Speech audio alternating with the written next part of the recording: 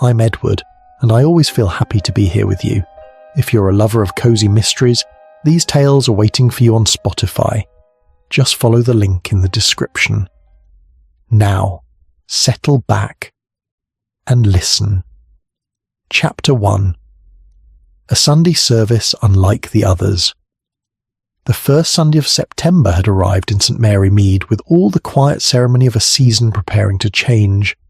The air carried a certain crispness that had not been there the week before, and the elm trees along the lane to the church had begun, tentatively and almost reluctantly, to consider the question of colour.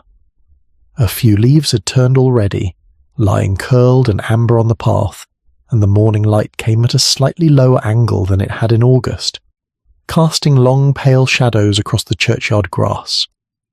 Miss Jane Marple had set out from her house in the village at 20 minutes to 11, as she did on every Sunday when the weather permitted and her knees were cooperative. She wore her good grey coat and carried a small prayer book that had belonged to her mother, its spine repaired with a careful strip of cloth some years ago by Miss Marple herself. She was a slight, elderly woman with white hair beneath a sensible hat, and eyes of a particularly clear blue that noticed a great deal more than most people supposed. She moved at a measured pace, nodding pleasantly to those she passed, and arrived at the church gate at precisely the right moment, neither early enough to seem eager nor late enough to cause disruption. The church of St Bartholomew stood at the heart of the village as it had for several centuries, its grey stone walls holding the accumulated quiet of many generations. The yew trees in the churchyard were ancient and immovable, and the worn stone steps at the entrance had been smoothed by a considerable number of worshippers over the years. It was, in every respect, exactly the sort of church one expected to find at the centre of an English village, and Miss Marple was very fond of it. The congregation gathered that morning with what she could only describe as a faint sense of occasion. It was not that anyone spoke of it directly, but there was a particular quality to the greetings exchanged in the porch. A slight extra attentiveness, as if people were aware that the morning would be remembered. Father Matthew had announced, hawkey, some 3 weeks previously, that this service would in all likelihood be his last before he retired. He had served the parish for nearly 37 years, and while the announcement had been made in his usual quiet and matter-of-fact manner, it had settled upon the village with the gentle weight of something genuinely significant. Father Matthew Alderton was a man of 71, spare in frame and deliberate in movement, with a face that had been thoughtful for so long that it had grown permanently contemplative. He had come to St Mary Mead as a young man shortly after the Second War, and had remained without apparent ambition for a larger living or a more prominent position. He was not a dramatic clergyman. He did not deliver sermons of great rhetorical flourish or theological complexity. What he offered instead was steadiness, and the particular kind of attention that made parishioners feel that their concerns, however ordinary, had been genuinely heard. He visited the sick without being asked, remembered the names of grandchildren, and knew which families preferred to be left alone in times of difficulty and which required company. He had, in short, been exactly what a country parish needed, and the village knew it. Among those settling into the pews that morning, Miss Marple observed several faces with the unhurried interest she brought to all social gatherings. Mrs. Harriet Linton occupied her usual position in the third pew, from the front on the right-hand side, which was widely understood to be the Linton family pew, though no formal claim had ever been stated. Mrs. Linton was a tall, handsome woman of about 55, with well-dressed grey hair and a manner that suggested she was accustomed to being listened to. She was, by general acknowledgment, one of the most generous supporters of the church. The new organ, installed 6 years ago, bore a small commemorative plaque that mentioned her name, and the repairs to the vestry roof had been largely funded by a donation she'd made without drawing undue attention to it, or not more attention than was natural. She wore a blue wool coat and a hat, with a modest arrangement of feathers, and she nodded graciously to those who caught her eye. Beside her sat Mr. Edward Linton, her husband, who was some years older than his wife, and considerably quieter in all respects. He was a lean man with grey, rather fine-drawn features and a habit of looking slightly past the person he was speaking to, as if his thoughts were engaged elsewhere. He was not unfriendly, but he gave the impression of a man who found social occasions something to be endured rather than enjoyed, and who performed his attendance at church as a duty cheerfully accepted, if not precisely anticipated. Miss Marple had always found him somewhat difficult to read, which was, in her experience, not without interest.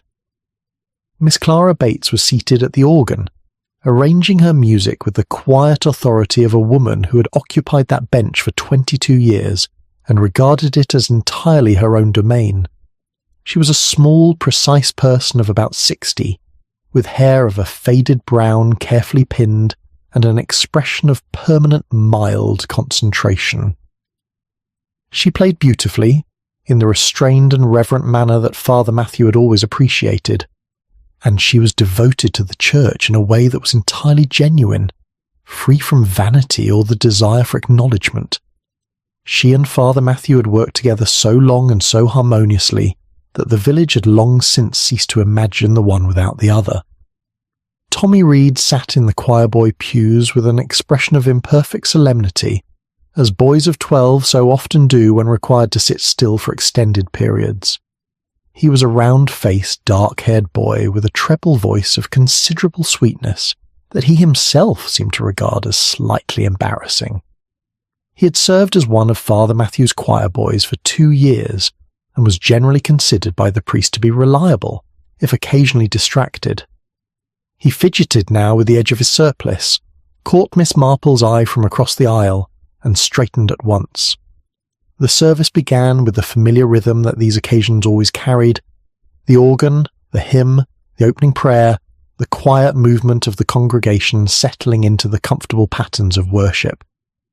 Father Matthew came to the lectern with his usual measured step, arranged his notes, and looked out at the congregation for a moment before he began. And it was then that Miss Marple, who was attending to several things simultaneously in the manner that was natural to her, noticed that his expression was not quite what it usually was.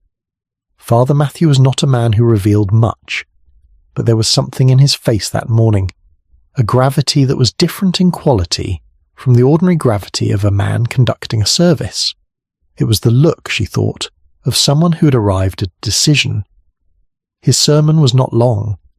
Father Matthew's sermons rarely were, but this one was different in character from anything he had delivered in recent memory. He spoke about honesty, not in the abstract theological sense, but with a particular directness that made the words feel personal. He spoke of the quiet damage done when people chose the comfort of concealment over the difficulty of truth. He spoke of forgiveness and of the relief that came, eventually, to those who chose to acknowledge what they had done, however late the hour. He said that the keeping of secrets was a heavier burden than most people anticipated when they first took it up. Several of the congregation exchanged glances during this portion of the sermon. Miss Marple did not exchange glances with anyone. She watched Father Matthew's face. When the service concluded, the congregation moved into the mild autumn air with a slightly different quality of conversation than was usual. The remarks about the sermon were careful and oblique. People said that Father Matthew had spoken very movingly. They said that it had been a fitting farewell. They did not say, at least not to one another directly, that the sermon had felt addressed to someone in particular, though the feeling was present in most of the conversations Miss Marple observed in the churchyard and on the lane home. She herself had almost reached the lich gate when she became aware of a small stir near the church door. A moment later, old Perkins the sexton came out with an expression of consternation, and 1 or 2 people who had lingered turned and moved back toward the building. Father Matthew had collapsed in the vestry. Dr. Haydock, who had attended the service himself that morning, was sent for at once, and arrived with the efficient calm of a man long accustomed to being needed. He was some time inside. When he came out, he spoke briefly and quietly to 1 or 2 of the churchwardens. The word that reached Miss Marple, passed along in the hushed manner of a village accustomed to absorbing difficult information, was that the doctor believed Father Matthew's heart had given way. It had been, in all likelihood, a natural death. The doctor saw no reason to think otherwise. Miss Marple walked home slowly, through the fallen leaves and the thin autumn light, with the words of the sermon still settling in her mind like leaves upon still water. She was very sorry about Father Matthew. She had known him a long time, and she had always considered him a man of unusual discernment. It was precisely that quality, she reflected, setting the kettle on and folding her coat over the chair, that made the morning feel not quite finished. Natural, the doctor had said, and perhaps it was, but she could not entirely release the memory of Father Matthew's face at the lectern, and the particular gravity that had settled upon it, like a man who had said what needed to be said, and had made his peace with saying it. Chapter 2. The Priest Who Spoke Too Plainly. The news of Father Matthew's death moved through St. Mary Mead in the manner that such news always does in a small village, quietly and with great thoroughness, so that by Monday morning there was scarcely a household that had not received it, and considered it, and offered some form of response. The responses varied, as they will, from genuine sorrow to the more complicated emotion of people who had known someone for a long time without ever quite knowing them well. There were those who wept, and those who shook their heads and said he had been looking tired, and those who said it was perhaps a mercy, that a man of his years and devotion ought not to have had to face the diminishments of a long old age. Miss Marple said very little to anyone on Monday morning. She had a garden to attend to, which provided excellent occupation for a mind that preferred to think without appearing to do so, and she spent a considerable portion of the early afternoon moving between the rose beds and the kitchen garden with a pair of secateurs and an expression of calm industry. Her neighbours, had any of them been watching over the wall, would have seen nothing more remarkable than an elderly woman trimming back the late growth before the frost came. They would not have known that she was thinking about Father Matthew's sermon, with the same careful attention she brought to any problem that presented itself to her in the guise of something else entirely. There were several things she wished to know, and she had found, for many years, that the most reliable method of knowing things in a village was simply to allow the village to tell her. This required patience and a certain willingness to listen to a great deal that was not immediately relevant, but Miss Marple had never regarded patience as a difficulty. Her first opportunity came on Tuesday, when she called upon Mrs. Harriet Linton. The call was entirely natural. Miss Marple and Mrs. Linton were on perfectly comfortable visiting terms, and it would have been thought odd, in the ordinary course of things, if she had not called to express her condolences on the loss of a priest whom Mrs. Linton had supported so generously and for so long. She was received in the drawing-room, which was a well-appointed room full of the sort of furniture that had been carefully chosen at some expense, and then left in peace, and Mrs. Linton poured tea with the smooth efficiency of a woman who regarded the rituals of hospitality as matters of some importance. She was, on this occasion, slightly less composed than usual. It was a small thing, and another visitor might not have noticed it at all, but there was a quality about her manner that reminded Miss Marple, in a small and distant way, of someone who had received a piece of news that had required a certain amount of internal rearrangement before it could be properly accommodated. They spoke of Father Matthew with genuine warmth.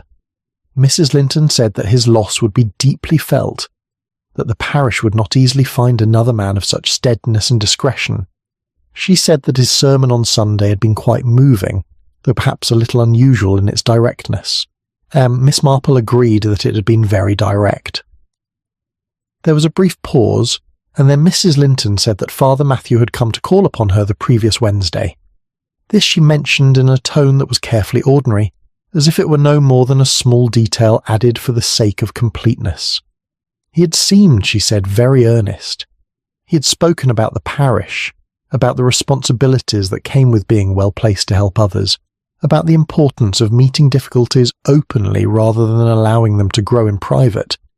It had been, she said, a pleasant visit, though somewhat serious in character. Miss Marple said that Father Matthew had always taken his pastoral responsibilities very seriously. Mrs. Linton agreed, and moved on to the question of who might replace him, and Miss Marple allowed the conversation to find its natural course, and came away shortly afterwards with her impressions in good order. On Wednesday morning she encountered Miss Clara Bates outside the post office.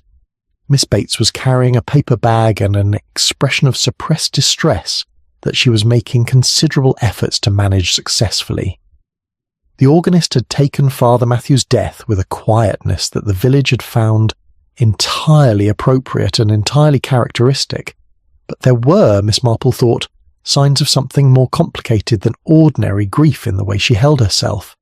They walked a little way together, as neighbours sometimes do, and Miss Bates spoke of the coming weeks, of the arrangements that would need to be made, of the practicalities of a parish without its incumbent. She spoke in a composed and purposeful manner, and then, quite naturally, she mentioned that Father Matthew had spent an evening at the parish hall some 10 days earlier, going through old documents, the church records, she said, the records of the fabric of the building, of donations made over the years, of objects belonging to the church. He had been there until quite late, and she had found him still at it when she had returned to collect a piece of music she had left behind. Had he said what he was looking for? Miss Marple inquired pleasantly. Miss Bates thought for a moment. He had said, she replied, that he wished to make sure his records were all in order before he left, that it was only proper to leave things tidy for whoever came after him. But there had been something in his manner, she added with a faint hesitation.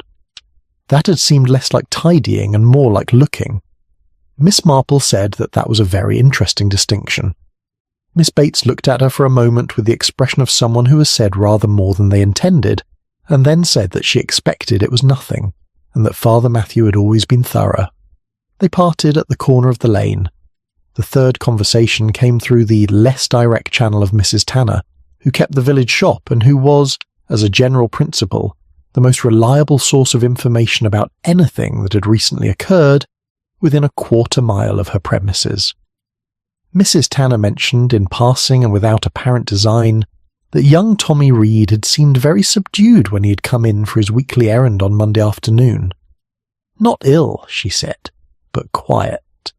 She had asked if he was all right, and he had said yes, he was quite all right, and had said it in precisely the way that boys of his age said such things when they were not in fact entirely all right. Miss Marple filed this piece of information alongside the others and walked home through the Tuesday afternoon, which had been warm enough for September to be mildly pleasant, with her mind engaged in the quiet work of arrangement. She had by now a sufficient sense of the shape of things to feel that Father Matthew's final days had not been spent in the ordinary manner of a man preparing to retire. He had visited at least one parishioner with an unusual degree of earnestness. He had spent an evening examining parish records in a way that looked less like housekeeping and more like inquiry. He had seemed distracted during choir practice, which Tommy Reed had mentioned and which Mrs. Tanner's observation seemed now to corroborate in a small way. A man, Miss Marple reflected, settling into her chair by the window with her knitting, did not deliver a sermon of that character simply because he was old and tired and wished to say something memorable before he retired.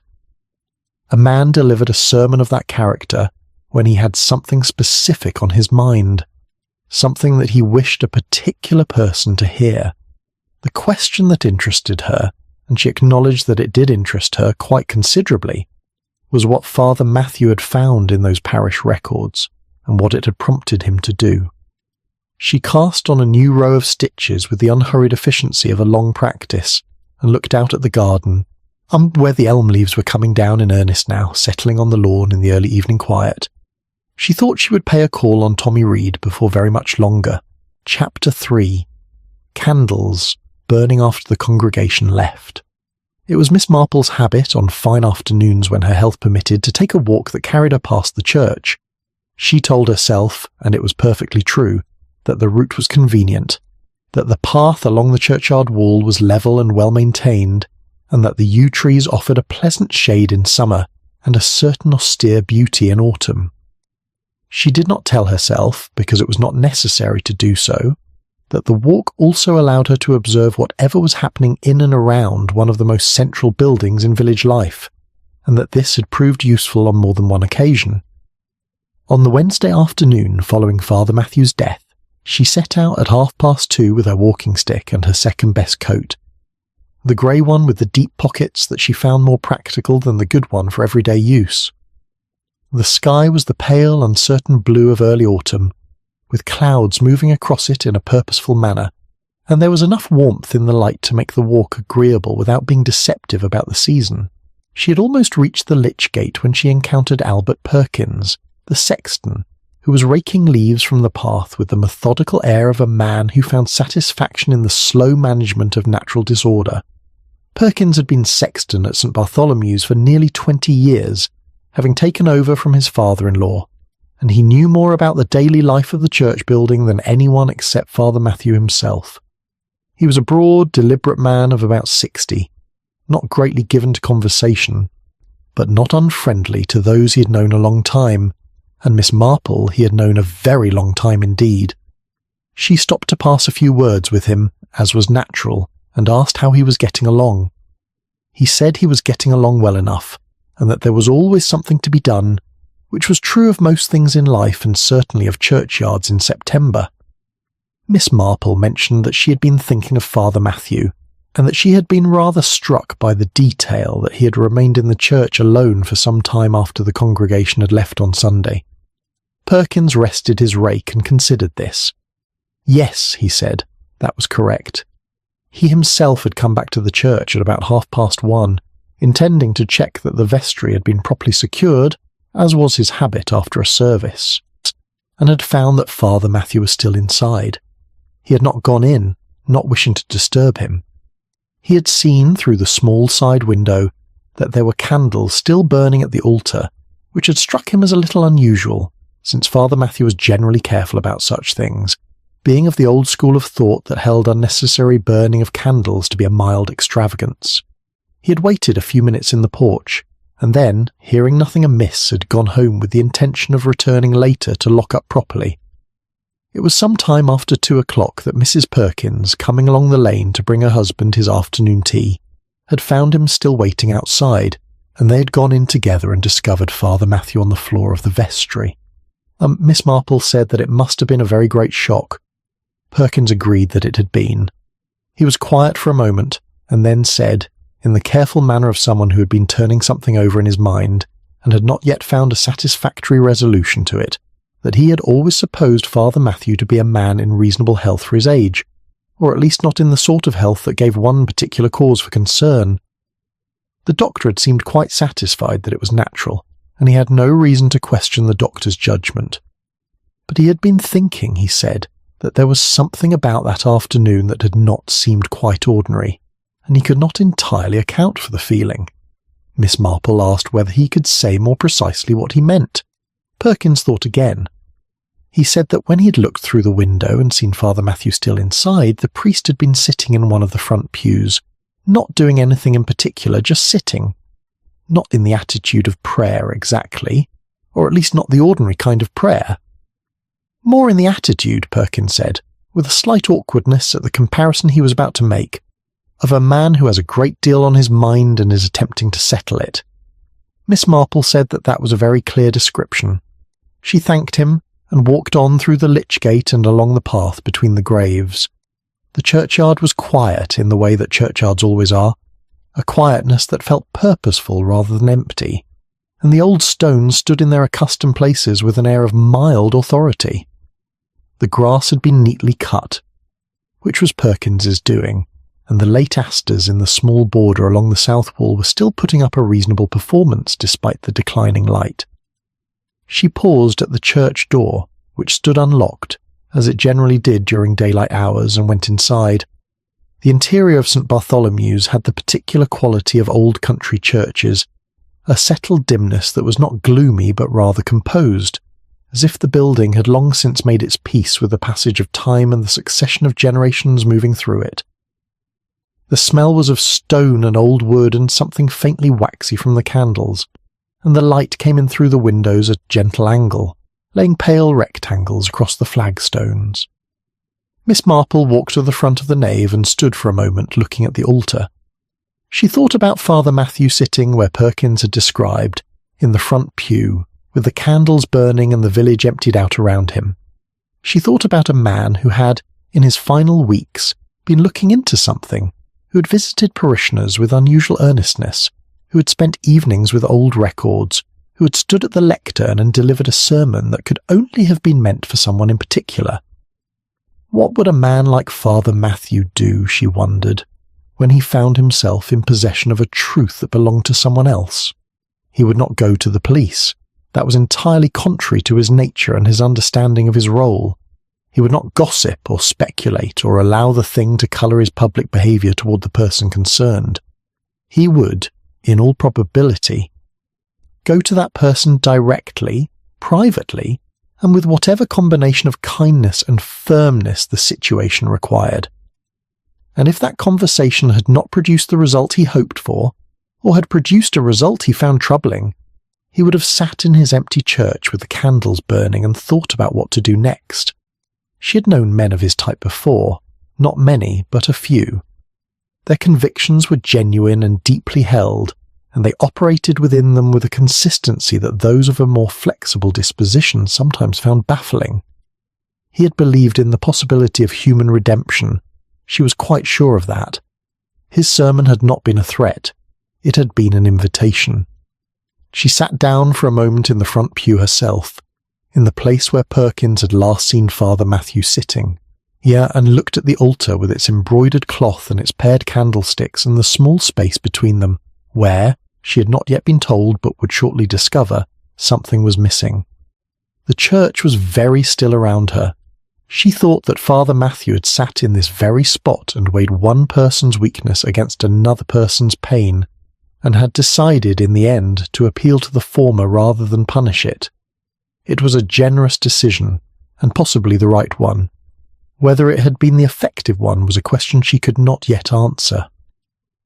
She rose after a few minutes, straightened her coat, and walked back down the aisle toward the door. The candles that Perkins had seen burning were gone now, of course, long since burned down or extinguished in the aftermath of that afternoon.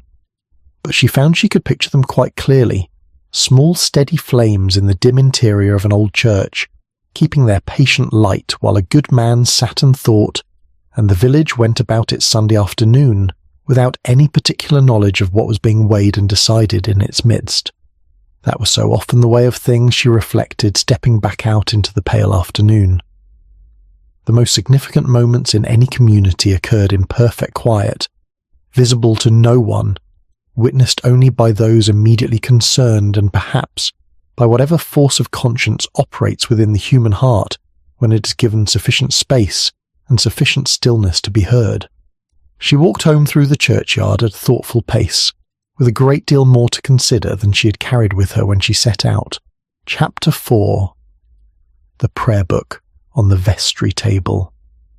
The churchwardens had not yet determined what was to be done with Father Matthew's personal effects, and so they remained in the vestry where he had left them, undisturbed and quietly accumulating the particular poignancy that belongs to the ordinary possessions of someone recently gone. This arrangement suited the churchwardens, who were practical men not greatly given to haste, and it suited the diocese, which was engaged in the preliminary business of identifying a replacement and had not yet turned its attention to such details. Whether it suited anyone else was a matter that had not yet been considered. It suited Miss Marple rather well. The opportunity presented itself on Thursday morning, when she encountered Mr. Gerald Fawcett, the senior churchwarden, outside the bank. Mr. Sir Fawcett was a solidly built man of 63 with a manner of considered authority and a genuine sense of responsibility toward the institutions he served. He had been churchwarden at St. Bartholomew's for 11 years, and he took the position seriously, which Miss Marple had always found reassuring in a churchwarden. They were on good terms, having served together on the committee for the Church Restoration Fund some years previously, and he greeted her with the warm brevity of someone who has a full morning but is not about to be rude about it. She asked how the arrangements were proceeding, and he said they were proceeding as well as could be expected, which was the customary answer to that question and conveyed its usual moderate range of information. She said that she supposed there was a great deal to be attended to, and he agreed that there was.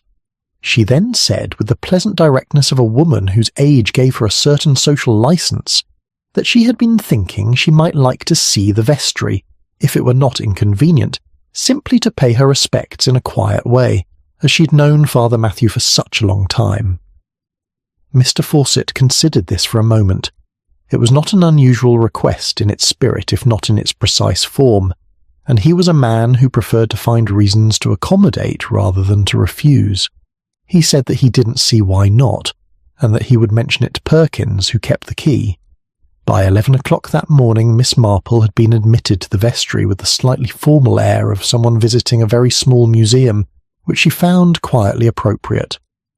The vestry was a narrow,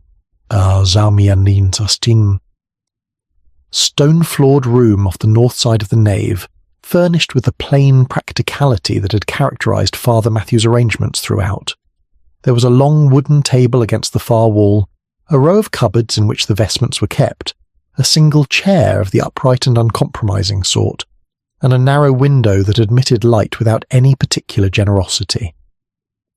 On a shelf above the cupboard stood a small selection of books, mostly theological reference works with spines worn from use, and a framed photograph of the church taken some decades ago, when the west porch had still been in its original state before the restoration. On the table, placed with the care that suggested it had been set down deliberately rather than left by accident, lay Father Matthew's prayer book. It was a well-used volume, and bound in black leather now softened and slightly rubbed at the corners, of the kind that accompanies a man through a long ministry and accumulates within it all the small markings and notations of a working life. Miss Marple looked at it for a moment before she touched it, in the way that she sometimes paused before opening a letter that she suspected would be of some importance. Then she picked it up carefully and opened it. The ribbon marker, a narrow strip of dark red silk that had evidently served this purpose for many years, lay between the pages with the precision of something placed rather than left. The passage it indicated was not one that would have surprised anyone who knew Father Matthew's convictions, but its specificity on this particular occasion was striking. The text concerned the nature of confession, not in the formal sacramental sense that belonged to a different tradition than Father Matthew's own, but in the broader and more fundamental sense of the human need to bring concealed things into the open, to release what had been held too long in private darkness. The language was measured and compassionate without severity. Alongside the printed text in the margin, Father Matthew had made a small penciled mark, not a word, not a note, simply a mark of the kind a reader makes when something strikes them with particular force, a small vertical line that said, in the quiet language of private annotation, that this is the thing, this is what I have been thinking about. Miss Marple stood in the narrow vestry with a prayer book open in her hands, and thought about Father Matthew reading this passage in the days before his death. She thought about the quality of his sermon, its careful insistence on the difference between concealment and honesty, on the weight carried by those who chose the former. She thought about the visits he had paid, the evenings with the parish records, the distracted quality that Tommy Reed had observed during choir practice. A man did not mark a passage in that manner on an idle afternoon. He marked it when it spoke directly to something he was living with. She turned a few more pages, not with any particular expectation, but with the attentiveness she brought to objects that had been recently and deliberately handled. There was nothing else of obvious significance, nothing tucked between the leaves or written in the margins in a way that seemed addressed to the current situation. But near the front of the book, on the inside cover, there was a list of names in Father Matthew's small, clear hand. Parish names, most of them. People he had visited or intended to visit, written in pencil with dates beside them. Several had been crossed through in the manner of tasks completed. Among those not crossed through was the name Linton, with a date from the previous week beside it. Miss Marple looked at this for a little while. Then she closed the prayer book with the same care with which she had opened it, replaced it on the table in its original position, and stood for a moment considering the room as a whole. The vestry had the feeling of a place recently vacated rather than long empty, as if its occupant had stepped out on a temporary errand and might return at any moment. The chair was pushed in neatly, the cupboard doors were closed, and a pen lay beside the prayer book at a slight angle, suggesting it had been set down in a moment of thought rather than put away properly. It was, she reflected, the room of a methodical man who had been in his final days somewhat less than his usual methodical self. Not disordered, nothing so dramatic as that, but with the faint signs of preoccupation that she recognized from experience as the marks of a mind engaged on a single absorbing problem to the mild detriment of its ordinary domestic habits.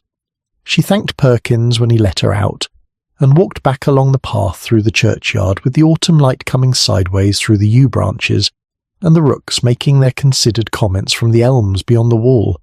She was thinking about the marked passage, and about the name on the inside cover of the prayer book, and about a sermon delivered to a congregation of familiar faces with one face in mind above all the others. Father Matthew had been a man who believed in addressing people directly, but gently and in private before any public appeal. That was entirely consistent with everything she knew of him. He had spoken to someone. He had hoped that speaking would be sufficient, and when it had not yet proved sufficient, or had not proved sufficient quickly enough, he had stood at the lectern on the last Sunday of his ministry, and made his appeal as broadly and as humanely as he could manage, so that the person who most needed to hear it might receive it without the additional burden of public identification.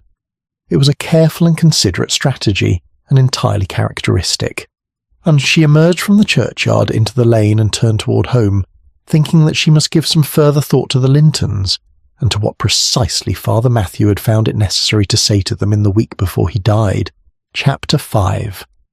A silver cross missing from the altar. Friday brought a change in the weather. The tentative warmth of the early week gave way to something more firmly autumnal, a low grey sky that sat over the village with an air of settled intention, and a wind off the hills that moved through the elm branches with enough conviction to bring down a considerable quantity of leaves in a short time. It was not unpleasant weather, merely decisive, and Miss Marple found it rather bracing as she made her way along the high street at 10:30 with a list of errands that would take her past the church. She had been thinking, with some persistence, about Miss Clara Bates. This was not an obvious line of thought, but Miss Marple's lines of thought were rarely obvious, which was one of the reasons they so frequently arrived somewhere useful, and Miss Bates was not a suspect in any conventional sense. She was a devoted and long-serving member of the parish, a woman of transparent integrity and genuine feeling, and her distress at Father Matthew's death had been entirely authentic. But she was also, Miss Marple reflected, a woman who spent more time inside the church building than almost anyone else in St Mary Mead, who arrived early for practice and departed late, who knew every corner of that interior with the familiarity of a person who has loved a place for a very long time. If anything had changed within the church in the weeks before Father Matthew's death, Miss Bates was almost certainly the person most likely to have noticed it. The opportunity arrived with no particular engineering on Miss Marple's part, which was often the way, and she found Miss Bates at the back of the church when she stepped in to collect a copy of the order of service for Father Matthew's memorial, which was being arranged by the church wardens for the following week.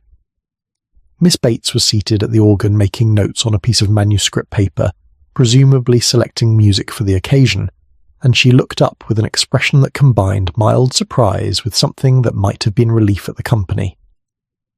They spoke first about the memorial, which provided a natural and comfortable subject for some minutes.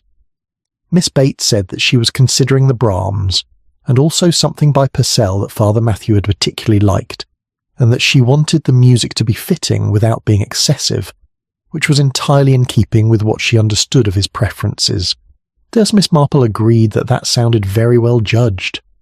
Then, with the ease of a conversation finding its own direction, Miss Bates said that she had been in the church a good deal this week, more than usual, partly because of the memorial preparations and partly because she found it easier, somehow, to think about Father Matthew when she was here rather than at home.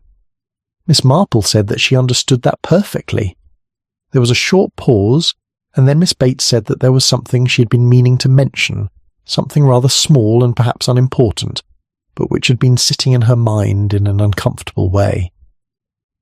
Miss Marple expressed a gentle interest, and Miss Bates turned slightly on the organ bench to face her more directly. The small silver cross, she said, the one that usually stood on the altar between the candlesticks on the left side. It had been there since well before Miss Bates's time as organist. A modest piece, nothing of great monetary value, with a simple engraved border and a small chip on the base from some long ago mishap. Father Matthew had been particularly attached to it, in the quiet way that he was attached to certain objects, without ever making a great declaration of the fact. It had been missing for at least a fortnight. Miss Bates had noticed its absence on a Saturday when she had come in to prepare for the following morning's service, and she had mentioned it to Father Matthew, who had responded in a way she had found slightly surprising. He had not dismissed the matter, as one might expect of a man faced with the possible misplacement of a small and unremarkable object. Nor had he seemed particularly alarmed. He had seemed, she said, choosing the word carefully, confirmed. As if the information she had given him had settled something he had already been considering. He had asked her, she added, whether she had noticed anything else unusual in the church in recent weeks. She had thought about it and said that she didn't believe so, and he had thanked her and asked her, in a quiet way that she had not felt she could disregard, not to mention the matter to anyone else for the time being. Miss Marple asked whether she had formed any impression of what Father Matthew had thought had happened to the cross. Miss Bates was quiet for a moment. Then she said that she had not asked directly, because his manner had not encouraged direct questions, and because she had trusted his judgment sufficiently to follow his guidance without requiring a full explanation. But she had thought, afterward, that he had not seemed particularly surprised, and that a man who was not surprised by the disappearance of an object was either a man who had already formed a theory about where it had gone, or a man who already knew. Miss Marple said that was very perceptively put. Miss Bates looked slightly startled, as people sometimes did when Miss Marple paid them a direct compliment of that kind, and then looked thoughtful. She said that she had wondered, in the days since Father Matthew's death, whether she ought to say something to someone about the cross. It was still missing as far as she was aware. She had not liked to raise it in the immediate aftermath of everything. It had seemed a very small matter against the larger one, but it had continued to trouble her. Miss Marple said that she thought Miss Bates had been quite right to mention it now, and that it was perhaps not quite as small a matter as it appeared. She did not say more than that, and Miss Bates, who was perceptive enough to understand that this was intentional, did not press her. They sat for a little while longer in the cool interior of the church, talking about the memorial arrangements, and about a particular piece of embroidery on the altar cloth that had been in need of repair for some time, and that someone ought to attend to. It was a comfortable conversation, the kind that two women of similar disposition and shared respect for a place can have without requiring any particular subject, and Miss Marple was glad of it. When she left the church and walked back out into the grey morning, she found herself thinking about the silver cross with the careful attention she had been giving to every detail that connected itself to Father Matthew's final weeks. An object of modest value, gone missing from an altar in a well-attended village church, not stolen for profit or not in any obvious sense. Such things did occasionally go missing from churches, and the explanation was sometimes opportunistic and sometimes something else entirely. Father Matthew had not seemed surprised. He had asked quiet questions. He had spent an evening with the parish records. He had visited the Lintons with unusual earnestness. The sequence of events was becoming, if not clear, at least more legible, in the way that a path through long grass becomes legible once you understand the direction in which it is running. She paused at the corner of the lane to adjust her scarf against the wind, and considered what she now knew. Father Matthew had discovered something, or suspected something, in connection with the missing cross. He had pursued that suspicion with the methodical quietness that characterized everything he did. He had arrived at a sufficient degree of certainty to feel it necessary to visit the Linton household with something specific on his mind. The cross was modest in value. Its significance, then, was not material. It was something else, something to do with the fact of its disappearance, with who had taken it and why, that had disturbed Father Matthew so deeply that he had spent the last weeks of his life attempting to resolve the matter through an appeal to the conscience of the person concerned. She walked on into the grey morning, with the wind at her back and her mind arranged around the growing shape of a story that was becoming, she thought, increasingly comprehensible. She would need to speak to Tommy Reed. Chapter 6. The Choir Boy's Uneasy Story.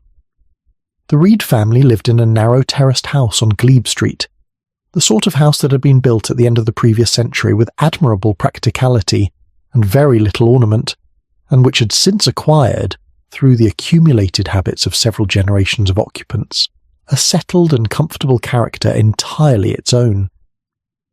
Mrs. Reed was a brisk, capable woman who worked 3 mornings a week at the Drapers and managed the rest of her household with a kind of cheerful efficiency that left very little room for disorder. She had 3 children, of whom Tommy was the middle one, and she regarded all 3 of them with a fond and slightly exasperated attention that suggested she knew them very well indeed and found the knowledge both reassuring and occasionally taxing. When Miss Marple called on Saturday afternoon, timing her visit for the hour after luncheon when she judged Mrs. Reed would be at home, and Tommy, who attended school in the nearby town on weekdays, was likely to be in the vicinity rather than abroad in the fields with his friends. She brought with her a jar of her damson preserve, which she presented to Mrs. Reed with the explanation that she had made rather too much of it this year, and could not possibly get through it all herself before the season changed. This was not entirely accurate, but it was a useful pretext, and Mrs. Reed received it with the warmth it was intended to produce.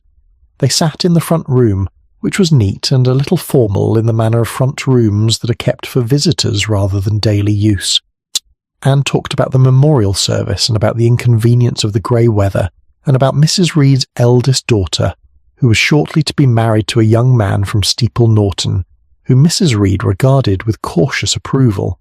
After a suitable interval, Miss Marple said that she had been rather hoping to have a brief word with Tommy, if he were at home, as she had a small question about the choir that she thought he might be able to help her with.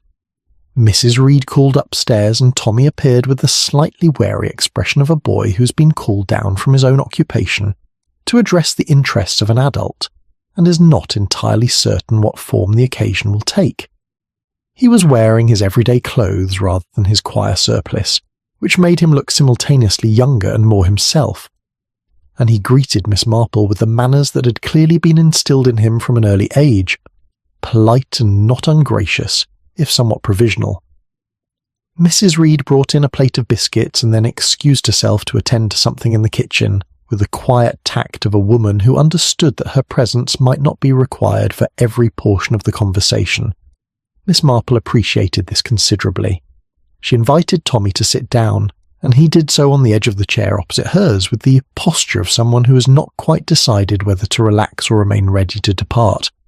She asked him how he was getting on, and he said he was getting on all right. She asked whether the choir practice had resumed yet, and he said that Mr. Fawcett had said it would start again after the memorial. She said that seemed very sensible. Then she said in the same easy conversational tone that she had been thinking about Father Matthew a good deal this week, and that she imagined Tommy must have too, having worked so closely with him over the past 2 years. Something shifted in the boy's expression. It was not quite relief, and it was not quite apprehension.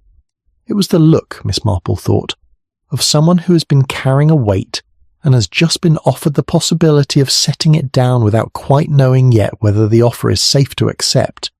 She waited, which was one of the things she did best. Tommy said that yes, he had been thinking about him. He said that Father Matthew had been very kind to him, that he had always taken the trouble to explain things properly rather than simply telling him what to do, which Tommy had found, though he did not use precisely these words, respectful in a way that he had not always expected from adults. Miss Marple said that sounded very much like Father Matthew. There was a pause. Then Tommy said, with the slightly abrupt quality of someone releasing something they had been holding back for a number of days, that there was something he had not known whether to say to anyone. Miss Marple said that she thought it was often better to say things than to keep them held in, and that she was a very reliable person to say things to if that was any help. Tommy considered her for a moment with the frank evaluative gaze of a 12-year-old assessing an adult's trustworthiness, which is one of the more searching forms of assessment that exists. He appeared to reach a satisfactory conclusion, Indeed, he said that about a week before the Sunday service, he'd come back to the church in the early evening to collect his choir music, which he had left behind after practice. He had not expected anyone to be there, as practice had finished some 2 hours earlier, and the church was generally empty by that point in the day. He'd come in through the side door, which Perkins sometimes left on the latch, and had walked up the north aisle toward the choir stalls where the music was kept in a wooden box beside the end pew. He had been perhaps halfway up the aisle when he had become aware that there was someone at the front of the church near the altar. The light was not strong, as the afternoon had been overcast, but it was sufficient to make out a figure, and after a moment he had recognised Mr. Linton. Mr. Linton had been standing beside the altar, not in front of it exactly, but to one side, in the way of someone who has been doing something and has become still. When Tommy had taken another step and the slight sound of his footfall on the stone had reached the front of the nave, Mr. Linton had turned very quickly, with a sharpness that Tommy described as startled, though he used the word in the matter-of-fact way of someone reporting an observation rather than making a judgment. They had looked at each other for a moment. Then Mr. Linton had said, in a voice that was quite composed, that he had come in to have a quiet moment, and that he hadn't realised anyone was about. Tommy had said that he had only come for his music. Mr. Linton had nodded and walked down the aisle and out through the main door without any further conversation, and Tommy had collected his music and left by the side door a few minutes later. He had not thought a great deal about it at the time, he said. People did come into the church for quiet moments, and Mr. Linton was a regular parishioner. But when, the following week, he had noticed during the service that the small silver cross was not in its usual place on the altar, he had thought about it again. And then, after Father Matthew's death, and after the peculiar quality of the sermon had settled into his memory in the way that things do when they suddenly acquire a significance they did not seem to possess at the time, he had thought about it rather a lot. He stopped. He was looking at his hands. And then he looked up at Miss Marple with an expression that combined the desire to have done the right thing with the anxiety of not being certain that he had. Miss Marple said that he had done very well to tell her, and that he had clearly thought about the matter with a good deal more care than most people twice his age would have managed. Tommy accepted this with a small nod that tried not to look too pleased with itself, and did not entirely succeed, which Miss Marple found rather endearing. She asked him one further question. She asked whether Mr. Linton had seemed, in that brief encounter, frightened or merely surprised. Tommy thought about this with a seriousness that she appreciated. Then he said that he thought Mr. Linton had been surprised the first and something else afterward. He paused, searching for the right word with the conscientiousness of a boy who has been told that words matter. What he settled on finally was uncomfortable. Miss Marple said that that was a very precise answer. She thanked him, took one of Mrs. Reed's biscuits, and stayed for another 10 minutes talking about the forthcoming memorial and the surprisingly good run of conkers that this year's horse chestnuts had produced, which was a subject Tommy had views on, and which carried them comfortably to the natural end of the visit. Walking home along Glebe Street in the grey afternoon, she turned the word over in her mind with some satisfaction. Uncomfortable. Not guilty, not calculating, not afraid of the boy particularly. Uncomfortable. Which was precisely the feeling of a man who had done something he wished he had not done, and had then been unexpectedly encountered in the proximity of the evidence. She thought that she was now in possession of most of the shape of things. What remained was to understand the precise nature of what Father Matthew had done with what he had known, and that, she suspected, would require one more discovery. Chapter 7. Rain on the churchyard steps. The rain arrived on Sunday morning, not in any dramatic fashion, but with the patient persistence that English autumn rain so often favours, a fine and steady fall that had evidently settled in for the day, and saw no reason to apologise for it. The lanes were dark with moisture, and the churchyard grass held a quality of deep, saturated green that it only achieved in wet weather, and the old stones wore their dampness with the equanimity of objects that have been rained upon for several centuries and have long since ceased to find it remarkable. Miss Marple put on her waterproof coat and her stoutest shoes and went out anyway. She had found, over the course of a long life, that certain kinds of thinking were best accomplished while moving, and that the particular thinking she needed to do this morning required the churchyard rather than her sitting room. There was something about the physical fact of the place, its stones and its yew trees and its accumulated stillness, that seemed to help her order her thoughts in relation to the matters that had occurred there. She could not have explained this to anyone's complete satisfaction, and she did not try. She let herself in through the lich gate, which had a small roof over it and provided a moment of relative dryness, and then walked out into the rain with her umbrella raised, and her mind in the particular state of receptive attention that she had learned, over many years, to cultivate deliberately when a problem was approaching its resolution. The churchyard steps, worn smooth and darkened by the wet, led up to the south porch in a shallow curve that always required a degree of care in damp weather. She climbed them slowly, pausing at the top to look back at the lane and the village beyond, where the rooftops disappeared into low cloud and the elms along the boundary wall moved steadily in the light wind. It was a view she had looked at a great many times in all weathers, and she found it, as she generally did, quietly fortifying. She thought about Father Matthew's sermon. She had been returning to it at intervals all week, not because she had not understood it, she had understood it rather well from the beginning, but because she wanted to be certain she had understood it correctly, in all its particulars. It was one thing to grasp the general intention of a piece of communication, and quite another to perceive its precise emotional register, which was often where the most significant information resided. Father Matthew had not been angry. She was sure of that now. Anger would have produced a different kind of sermon, more pointed, more clearly directed, with edges to it that the congregation would have felt even if they could not have named them. What he had delivered instead was something more considered and in some ways more affecting. A sermon that spoke of conscience not as an accuser, but as a companion, something a person carried with them and could not set down, that grew heavier with time and lighter only when the burden it represented had been properly addressed. He had spoken of forgiveness at some length, and with a specificity that she found, on reflection, rather revealing. He had not spoken of forgiveness in the abstract theological way of a man covering a doctrinal point.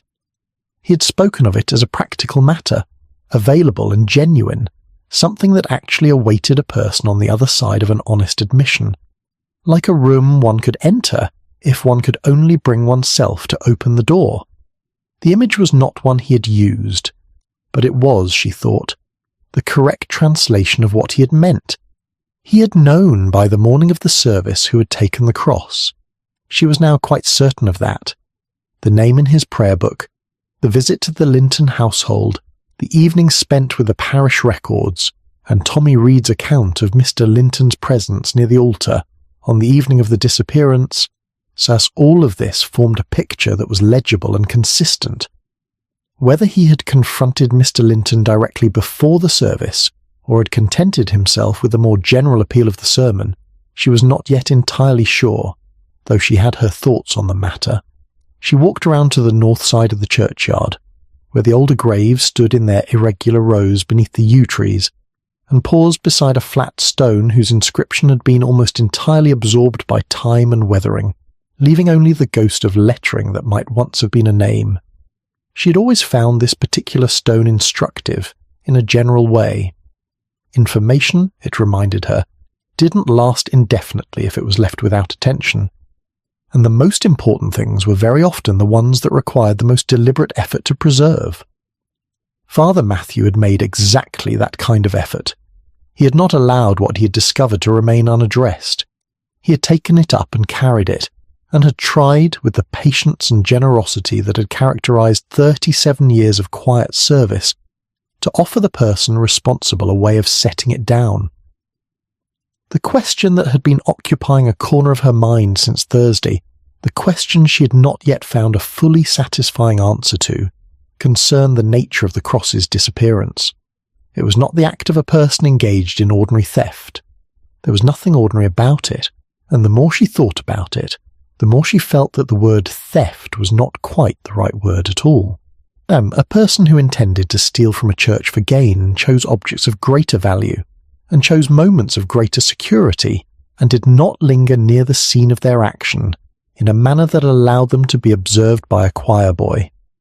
A person who took a modest silver cross from an altar in a moment of, as she was increasingly coming to think, genuine distress, and who had no clear intention of permanent appropriation, was a different kind of person entirely. Edward Linton. She turned the figure of him over in her mind with the same careful attention she brought to all the people who came within the orbit of her interest. A man of 60 or thereabouts, lean and slightly withdrawn, with the quality that she had always found somewhat difficult to read, which she now understood as the quality of a man carrying a private worry that he had not shared with anyone, and that was proving heavier than he had anticipated. His wife was generous and capable and well regarded, and he stood somewhat in the shadow of her social presence, not resentfully, she thought, but with the particular quietness of a man who has defined himself in relation to another person for so long that his own independent outline had become somewhat indistinct. Financial difficulties. They were not uncommon, and they were very frequently hidden, particularly by men of a certain generation and social position for whom the admission of financial trouble carried a specific and oppressive shame. She had known several such men in her life, and the pattern was consistent: the concealment, the increasing weight of the secret, the desperate and not always rational measures taken to manage an impression that was becoming harder to sustain. She did not know the precise nature of Mr. Linton's difficulties, and she was not sure she needed to. What she needed to understand was the action itself, and she thought she was beginning to understand it quite well. A man in that state, coming into an empty church, perhaps to pray, or perhaps simply to be somewhere quiet and apart from everything that pressed upon him, and finding himself alone with an object of modest but realizable value, and then perhaps the thought, quickly suppressed, but not quickly enough, that a small sum could bridge a small gap, that the thing might be returned quietly before anyone noticed, that it was not really theft if one intended to restore it, a thought that such men had entertained, she suspected since the earliest days of human financial embarrassment. The rain continued its patient fall around her, darkening the paths and collecting in small pools among the roots of the yew trees. She stood for a moment more beside the worn stone, then turned and walked back toward the south porch with a sense of things settling into their proper order. Father Matthew had understood all of this. He had understood it because he had spent decades listening to people, and had learned to hear not only what they said but what they were not saying, which was so often the more significant communication. He had not been shocked, or not greatly. He had been saddened, perhaps, and then purposeful. His sermon had been the act of a man who believed that people were capable of better than their worst moments, and who was willing to give them the opportunity to demonstrate it.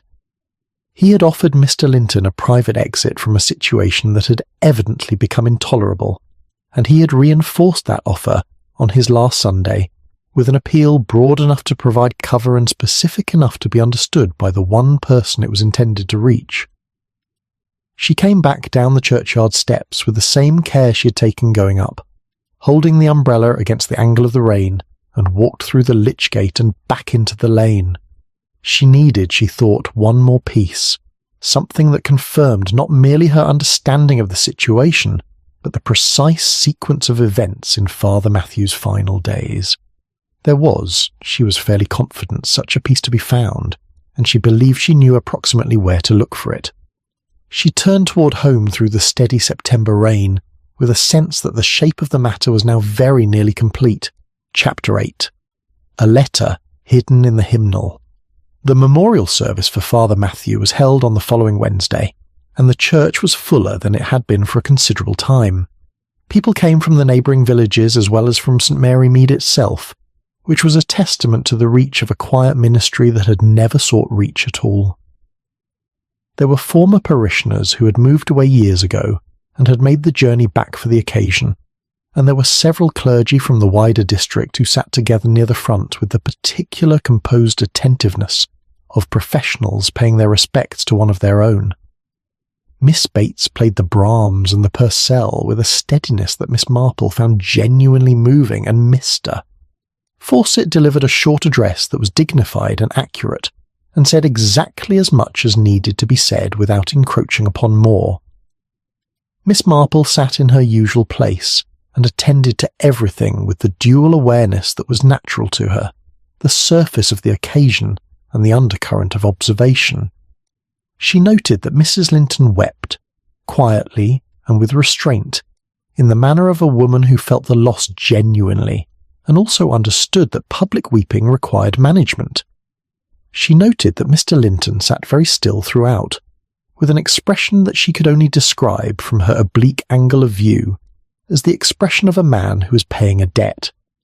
And she noted that Tommy Reed, in the choir stalls, sang his part with a solemnity that sat well on him, and suggested that the conversation of the previous Saturday had, in some way she could not entirely account for, settled something within him.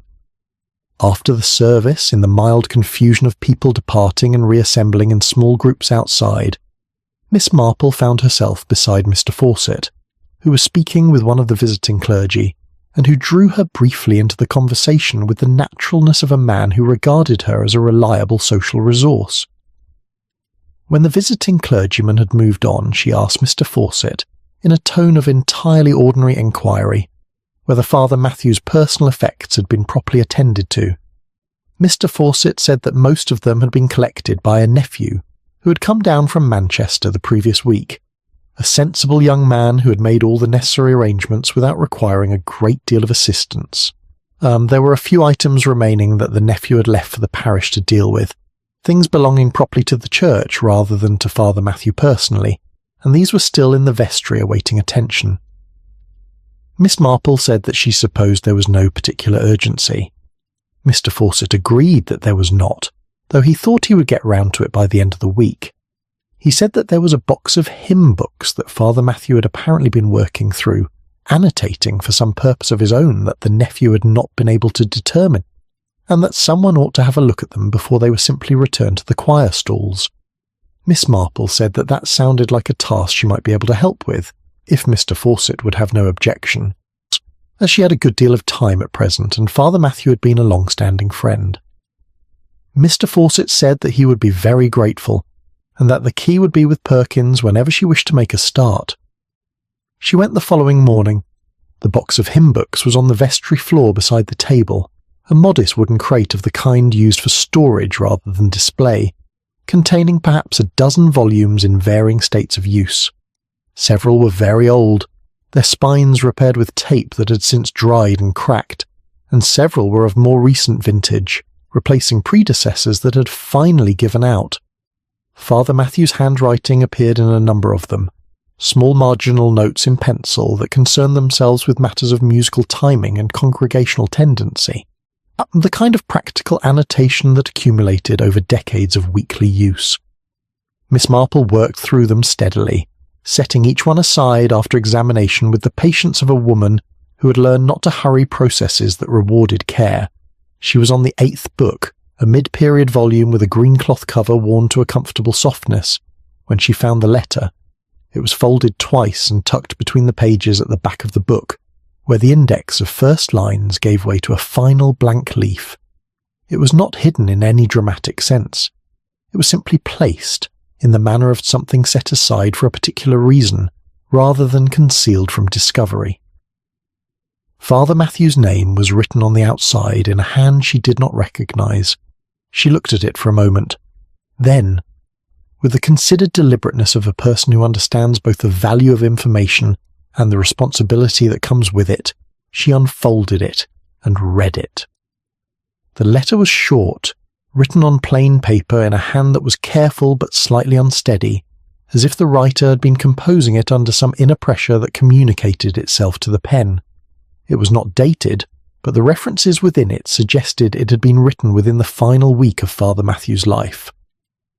The writer addressed Father Matthew by name, and thanked him for the conversation they had shared, and acknowledged, in terms that were spare and unembellished, that what Father Matthew had said was just, and that the situation could not continue as it had been. The writer said that he had been in considerable difficulty for some months, that certain obligations had outpaced his resources in a way he had not managed to prevent, and that in a moment he was not proud of he had taken the cross from the altar with the genuine intention of returning it once the immediate pressure had eased. He had not, he wrote, thought clearly about what he was doing at the moment he did it, which he understood was not an excuse. He wrote that Father Matthew's visit had been, in its way, a relief, though he had not expected to feel that. He wrote that he would return the cross to the altar before the Sunday service, and that he hoped Father Matthew would believe him when he said that it would not remain absent a day longer. He asked for Father Matthew's continued discretion, which he understood he had no right to ask for, and said that he was grateful for the conversation more than he knew how to express. The letter was signed with a single initial. Miss Marple refolded it with care, and sat for a moment in the narrow vestry, in the upright chair that Father Matthew had occupied through decades of a quiet and purposeful life. The autumn light came in at its habitual angle through the small window, laying its pale rectangle on the stone floor. She thought about the letter's tone, which had struck her as genuine in a way that was not always the case with communications written under duress. There was no self-pity in it, which she found significant. There was contrition, and there was a particular quality she could only describe as relief at the opportunity to be honest after a period of concealment. The quality that Father Matthew had known to look for and had, in this case, successfully encouraged. The cross had been returned before the service. That meant it had been back on the altar when Father Matthew had stood before his congregation for the last time and delivered his appeal to conscience. The matter, in one sense, had already been resolved by then. The sermon had not been an ultimatum but a completion, a public expression of the private understanding that had already been reached, offered in the generous spirit of a man who wanted the person concerned to hear, in a broader context, that the choice they had made was the right one. She placed the letter carefully in her coat pocket and finished her examination of the remaining hymn books, none of which contained anything further of significance.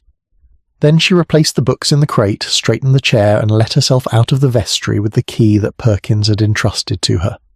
Walking home through the morning, with the letter in her pocket and the shape of the whole matter now clear in her mind from beginning to end, she felt the particular satisfaction that came not from the solution of a puzzle, but from the comprehension of a human story.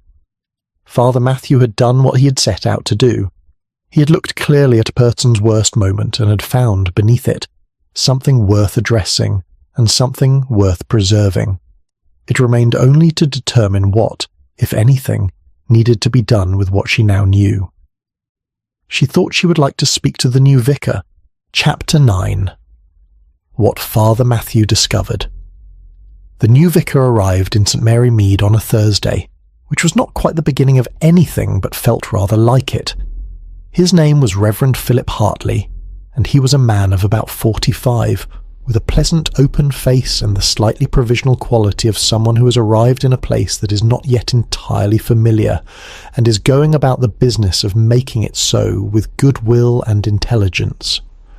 He came from a parish in Dorset, which had apparently been a larger and more complicated living than St. Bartholomew's, and he seemed, in his first days, to approach the village with the careful attentiveness of a man who understood that small communities had their own complete and intricate lives, and that the new arrival's most useful quality, initially, was the willingness to listen rather than to speak.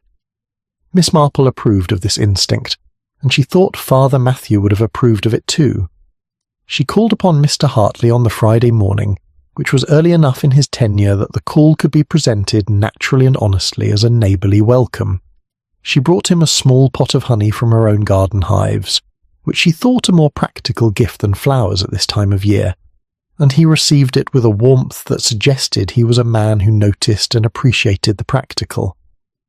His sitting room was still in the early stages of arrangement, with several boxes yet to be unpacked, and the furniture placed in the positions that the removal men had chosen rather than those he himself would have selected, and there was about the room the pleasant, slightly temporary atmosphere of a life in the process of settling. He made tea with the efficiency of a man accustomed to making it for himself, and they sat in the 2 chairs nearest the window, which looked out onto the vicarage garden where the late asters were putting up a similar performance to those in the churchyard, and the apple tree at the far end had dropped most of its fruit onto the long grass below. They talked about the parish in general terms, about the memorial service and about Father Matthew, whom Mr. Hartley had not known personally but had heard spoken of with consistent regard. He asked several thoughtful questions, the questions of a man who wished to understand what he was inheriting before he began to alter anything, and Miss Marple answered them with the honest detail that she felt the questions deserved. Then she said, with the directness that she had found, at her age, to be generally more efficient than circumlocution, that there was a particular matter she wished to share with him, and that she hoped he would receive it in the spirit in which it was intended, which was the spirit of leaving things properly ordered rather than improperly unresolved. Mr. Hartley set down his tea and gave her his full attention. She told him what she knew in the measured and orderly fashion that the material warranted. She explained about the silver cross and its disappearance, about Father Matthew's quiet investigation through the parish records, about his visit to the Linton household, about the letter she had found in the hymnal. She mentioned Tommy Reed's observation without identifying him by name, as she felt the boy's testimony was supportive of the account rather than essential to it, and she did not wish to place him in any awkward position with the incoming vicar before either of them had had time to establish a comfortable relationship. She said that Mr. Linton had taken the cross during a period of financial difficulty, that his intention had been to return it, and that Father Matthew's intervention had prompted him to do exactly that before the final service.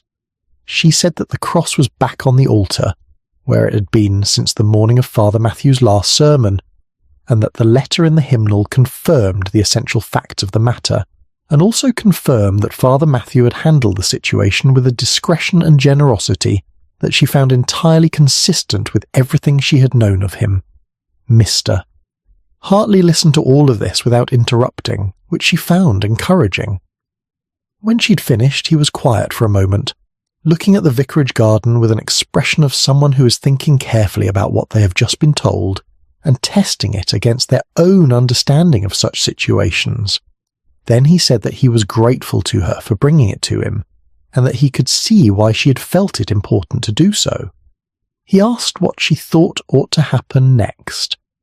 This was, Miss Marple reflected, exactly the right question, and the fact that he had asked it, rather than moving immediately toward action or policy, said something useful about his character. She said that in her view very little needed to happen in any formal sense. The cross had been returned. Father Matthew had provided Mr. Linton with the opportunity to correct a mistake privately, and Mr. Linton had taken that opportunity. The matter was, in its essential elements, already concluded. What remained was not a question of justice, which had in this case been quietly served, but a question of what the new vicar understood about one of his parishioners, and how he carried that understanding forward. She said that she thought Mr. Linton was a man who'd made a single bad decision under considerable pressure, and had been sufficiently moved by Father Matthew's intervention to step back from it of his own accord. She had in her experience found that people who made that particular journey from mistake to honest correction usually did not need to make it again. The experience itself tended to be comprehensive. Mr. Hartley nodded slowly, less he asked whether she thought Mrs. Linton was aware of any of it. Miss Marple said that she rather thought not, and that she was not at all certain Mrs. Linton needed to be. The financial difficulties were the Lintons' private concern, and the moral resolution of the matter had already been achieved through channels that did not require her involvement. Whether Mr. Linton chose, in his own time and on his own terms, to speak to his wife about what he had been carrying was a question that belonged entirely to the two of them. Mr. Hartley said that he thought that was probably right. He picked up his tea again and turned the cup in his hands in the thoughtful manner of someone who is still processing what he has received. He said that it was, in its way, a rather remarkable story, A man who had discovered a wrongdoing and had chosen to address it not through authority or exposure, but through a direct appeal to the person's own conscience, and had then reinforced that appeal from the pulpit on the last Sunday of his ministry without identifying anyone or making any accusation at all. Miss Marple said that it was very like Father Matthew. She said that she had known a number of clergymen in her life, as was natural given the centrality of the church to village life, and that they varied as all people varied in their understanding of what their role required of them. Father Matthew had always seemed to her to belong to the school of thought that held human beings capable of better than their worst moments, given the right conditions and sufficient time, and that the appropriate function of authority in such cases was not to compel, but to create the conditions in which a person could find their own way to the right decision.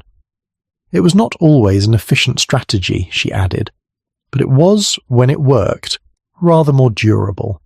Mr. Hartley said that seemed to him a very sound way of putting it.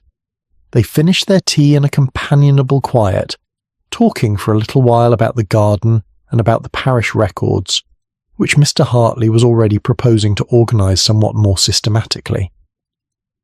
Before she left, Miss Marple placed the letter from the hymnal on the table beside him, and said that she thought it belonged with the parish, or at least in the care of the vicar, and that he should do with it whatever he felt was appropriate.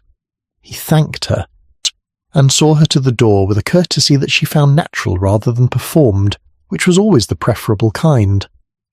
Walking home through the October morning, with the leaves coming down steadily around her, and the village going about its Friday business in the comfortable way it always did, she felt the quiet satisfaction of a thing properly completed.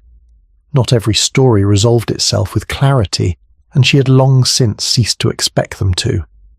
But this one had, and it had done so in a manner that seemed to her to reflect well on everyone most directly involved, including the man at the centre of it, who had made a mistake and had found the courage, when it was offered to him, to unmake it. That was not nothing. In her experience it was rather a great deal. Chapter 10. The Church Doors Open Again. October settled over St. Mary Mead in the manner that Miss Marple had always found most becoming to the village, a gradual and unhurried transformation that proceeded at its own pace, without consulting anyone's preferences or schedules. The elms along the churchyard wall turned colour with a quiet thoroughness, moving from green through gold to a deep and burning amber, and the mornings carried a chill that required an extra layer and made the afternoon warmth, when it came, feel genuinely earned. The rooks went about their business with their usual unhurried commentary, and the smoke from cottage chimneys began to appear in the early evenings, rising in pale threads against the deepening sky. The village, which had absorbed Father Matthew's death with the particular combination of sorrow and practicality that small communities bring to all significant events, was gradually returning to its customary rhythm. There was still a gap, of the kind that a long familiar presence leaves behind it, not a painful absence so much as an awareness of changed arrangement, the slight adjustment one makes when a piece of well-known furniture has been moved and the room has not yet settled into its new configuration. Reverend Hartley was conducting himself sensibly, attending to his duties without either excessive energy or premature familiarity, and the village was watching him with the cautious goodwill it extended to newcomers who appeared to be making the right kind of effort. Miss Marple observed all of this from her customary vantage points, here the garden, the high street, the church on Sunday mornings, and the various small social occasions that the season produced, with the settled attention of a woman who has watched a village go about its life for a very long time, and finds it, in all its particulars, endlessly instructive. She noticed that Mrs. Harriet Linton had made a donation to the Parish Fabric Fund, which Mr. Fawcett mentioned to her in passing one Tuesday morning outside the butcher's shop, with the slightly gratified air of a churchwarden who has received good news. It was a generous donation, more substantial than Mrs. Linton's previous contributions in that category, and Mr. Fawcett said that it would go a considerable way toward the repair of the north aisle window, which had been in need of attention for some time. He seemed inclined to attribute it simply to Mrs. Linton's well-established generosity of spirit, which was entirely understandable, and Miss Marple saw no reason to suggest any alternative interpretation. She had also observed, across 2 successive Sunday services, that Mr. Edward Linton was attending to Reverend Hartley's sermons with an unusual degree of attentiveness. He sat with the still, forward posture of a man who is genuinely listening rather than performing the social ritual of attendance, and on both occasions he had remained briefly after the service, to exchange a few words with the new vicar in the porch. What was said she did not know, and she did not seek to discover it. It was sufficient to observe the quality of the exchange, which had the character of 2 people beginning a conversation that might, in time, become something more substantial. Miss Bates had resumed her position at the organ with the steadiness that was entirely characteristic of her, and the music for Reverend Hartley's first full month of services had been, by general agreement, beautifully chosen. She had selected pieces that were familiar without being predictable, and she had brought to each service an attentiveness that seemed to Miss Marple to contain, somewhere within it, a private act of continuing dedication to the man who had valued her playing for so many years. The 2 women had exchanged a few words after the second Sunday service, and Miss Bates had said simply that she was glad the cross was back, and had said it in a tone that suggested she knew a little more than she had been told, and was content to leave it at that. Tommy Reed had returned to the choir with his usual combination of imperfect solemnity and genuine musical ability, and had greeted Miss Marple on the church path one morning with a nod of the particular kind exchanged between 2 people who share a piece of knowledge and have tacitly agreed that its sharing was appropriate and its wider distribution unnecessary. She had found this quite satisfying. 12 was not too young, she thought, to learn that discretion was a form of respect, and that some things, once properly attended to, were best left to settle quietly. On a mild afternoon in the 3rd week of October, Miss Marple walked to the church with no particular errand, which was itself a form of errand that she had always found productive. She let herself in through the south porch and walked up the nave in the easy, unhurried manner of someone visiting a familiar room.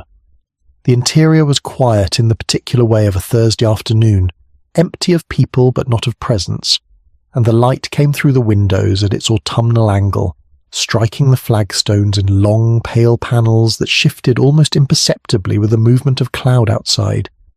She walked to the front of the nave and stood before the altar. The silver cross stood in its place between the candlesticks, on the left side, precisely where it had stood for more years than anyone in the village could accurately recall. It was a modest piece, exactly as Miss Bates had described it, with a simple engraved border and the small chip on the base that spoke of some long-past mishap absorbed into the general history of the object. It caught what light there was and held it without ostentation, in the manner of something that has no need of display. She looked at it for a little while. She thought about Father Matthew standing at the lectern on the first Sunday of September, with the congregation of familiar faces before him, and whatever combination of resolution and tenderness had produced that particular sermon. She thought about the precision of what he had done, the private conversation, the careful appeal, the public reinforcement that was broad enough to offer dignity, and specific enough to be understood by the one person who most needed to understand it. It was an act of considerable sophistication, and it had been performed without any visible machinery, as all the best things were. He had not lived to see its full effect, or at least not the effects that were now becoming visible in the weeks following his death. Whether he had known on that final Sunday morning that the cross was already back in its place, and had therefore delivered his sermon not as an appeal but as a completion, she was fairly certain that he had. A man who had spent 37 years reading the conscience of a village would have known. He had stood at the lectern with the knowledge that the immediate matter was resolved, and had spoken anyway, because the speaking was itself part of the resolution, a public acknowledgment, understood only by its intended recipient, that the right choice had been made and had been noted. It was, she reflected, a very final act of pastoral care, and entirely characteristic. She turned from the altar and walked back down the nave, and pausing near the door to look at the church as a whole in the way one sometimes looks at a place when leaving it, taking in its proportions and its quality of accumulated time. The old stone held its stillness. The worn floor received the afternoon light without comment. The yew trees were just visible through the small side window, dark and permanent against the paler sky. Miss Marple stepped out through the south porch into the October afternoon, where the last of the day's warmth was still in the air and the smell of fallen leaves rose from the path in the particular way it did in that season, earthy and slightly sweet and entirely pleasant. She walked home through the churchyard at a comfortable pace, nodding to old Perkins, who was engaged with his rake and his customary battle against the encroachment of leaves upon the paths. He nodded back with the brevity of a man who has a great deal yet to do before the light failed. The village went about its late afternoon around her, the particular sounds and movements of a Thursday approaching its close, doors opening and closing, a bicycle on the lane, the smell of something cooking in the house behind the post office. She thought, as she turned through her own gate and up the path between the rose beds where the last of the autumn blooms were holding on with admirable stubbornness, that